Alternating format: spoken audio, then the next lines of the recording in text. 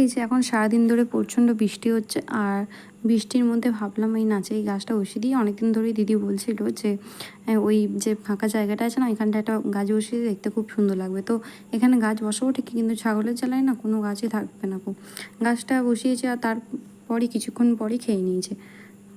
আর যাই হোক, বসিয়ে দিলাম, তাতে বৃষ্টিতে হলে হবে, না হলে না হবে, তারপরে দেখবো অন্য কোনো গাছ বসানোর চেষ্টা করব। আর এই যে গাছটা বসিয়ে আসার পর মাকে আমি এখানে চান করিয়ে দিয়েছি, আর মা এর চান হয়ে যাওয়ার পর তারপর আমি চান করবো, তাই মাকে আগে চানটা করিয়ে এখানে আমি সিঁদুর পরিয়ে দিচ্ছি মাকে। তো যাই হোক, মাকে চান করার পর খুব মিষ্টি দেখতে লাগে, খুব সুন্দর লাগে।